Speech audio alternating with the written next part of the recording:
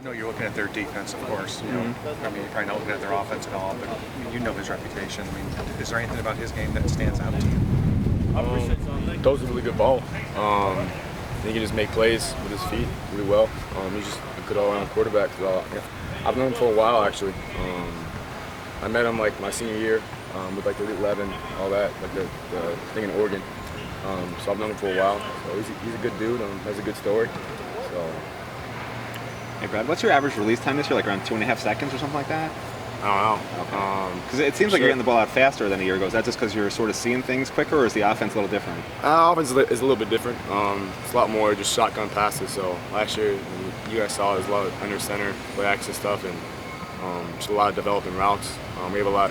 This year it's a lot of different, complementing routes that allows me to get the ball out faster. So. Last year, that throw you had to Njoku, would you have been able to make that play a year ago? Going through that third progression. I don't know. I mean, I never really got a. I don't know. They gave me the lane to scrambling. I don't know. I mean, it's hard to duplicate plays, so I can't really tell you. So. When you met Deshaun at that camp, kind of what were your impressions of him then? I'm assuming you had at least a little time to spend with him. Yeah, he just seems like a really focused dude. He was really locked in the whole time. It's really about business, all about ball. Yeah. Where was that? Camp was fairly close to your place, wasn't it? Or was it in Oregon? In Oregon. Yeah. Okay. All right. So West Coast. Yeah. So at the Nike HQ. Yeah. Okay. Gotcha. Brad, I jumped in late, and I know you already talked about what he does well, but can you just, again, what is it that makes Deshaun so difficult for defenses to defend, do you think? I know you watch quarterbacks in a different way than other people do. What do you see in his game? Yeah, I mean, I haven't really watched their side of the ball that much, but all the highlights I've seen, it seems like he can stretch the field vertically, has a good vertical passing game, can throw seams well and stuff like that, wheel routes well, and make all the downfield throws. I saw it last year. Him against North Carolina, he had like 5 touchdowns, just going down the field. Really stretched the field really well. Is there anything like a little extra just for you when you're playing a team with a quarterback like that? Nothing for me. I mean, like I said, it's not really about me competing with any other quarterback because so many offenses are different. For me, it's just can't really see it that way. Can't really think to yourself, well, I got to force passes on the field. Honestly, I have to run my offense. He has to run his offense. So if anything, I'm competing with their safety. I'm competing with their linebackers. I'm competing with Ben Boulware or Mackenzie Alexander. Guys like that. I'm competing with. So. How would you kind of assess you guys came into the year talking about how bringing the same approach every week and a lot of one-game seasons and things like that. How would you kind of assess the way you guys have handled not falling into ebbs and flows emotionally this season so far? Yeah, like you said, just handle each game like it's a one-game season because that's pretty much the ACC every week.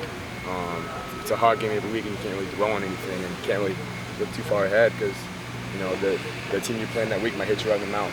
So you can't really think about big next week playing on Halloween or Virginia's after that. And, we can't really look onto that. You have to handle each week one game at a time. But is it easier though, like even on Sundays now, when when you guys close the book on one week, is it easier to turn the page? Do you feel like you guys are doing a better job of that, not looking back at what went right or what went wrong the previous week? What do you think? It's just hard to assess. It's hard to compare this year from last year because this team's a completely different team. It's got different leadership, different, all around. I would say, we're doing a good job this year, just moving on and assessing, critiquing ourselves.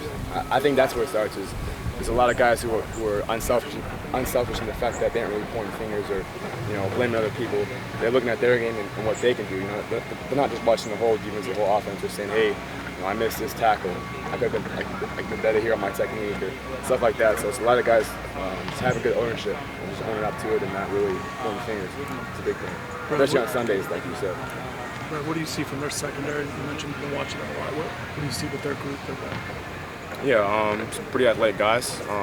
Guys who can, their safeties can roll down the box, kind of help out their linebackers in coverage. They can also help out in run support too. Some corners who can press and also bail. Good technique. The number 25, pretty good athlete. Number 2, yes, he's a good athlete too. He's got great technique. Their defense, I see a lot of similarities, from their defense to our defense.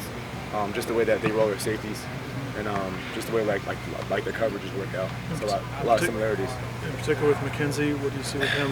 What jumps out to you on film? Yeah, I mean he just has really good technique. Honestly, good technique, and he's a good ball player.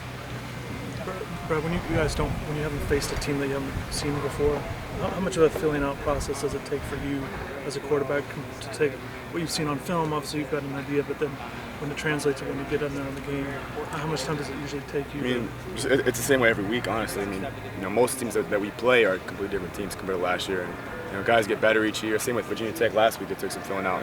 The first 10 or 15 plays are usually scripted, so we usually run our base offense to just kind of tell us what they're giving us, in terms of a defensive standpoint, and then we usually take it from there. But I mean, that's all the games are going to be, because last year compared to this year, teams are playing us completely different.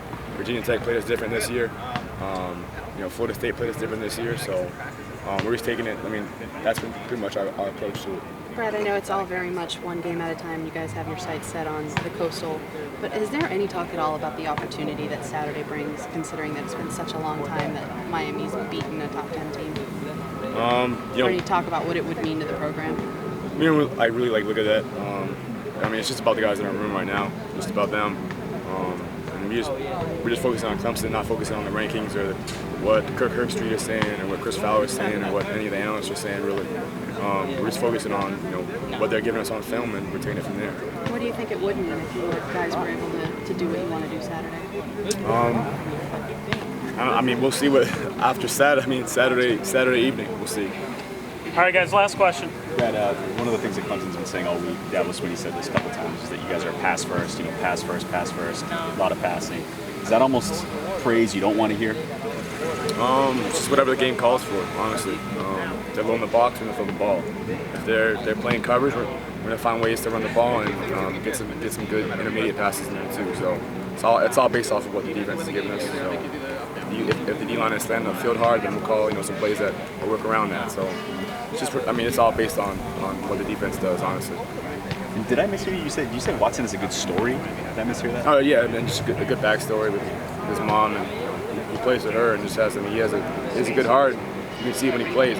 He plays with heart, plays with passion, and it really shows. That was what I was trying to ask you. Did he seem just like a good dude when you were just hanging out with him, or? He was a good dude. I mean, he was all about ball. He wasn't really about anything extra, really. It's all about business. So you can tell. I mean, it really shows. Didn't get any FIFA games or anything in with him there, or no? No, I mean, we didn't have time for that. Honestly, we were up at like 4 a.m. every day, 5 a.m. What are those sessions like? Just like how many days is it? It was like a week, like 5 days actually. So just every morning you're up. It was like every morning up early, film or some meeting, or we had to like run up a mountain. Oh, it was like two or 3 years ago, I think. My senior year of high school, or going into my senior year. All right, guys, he's got to get going.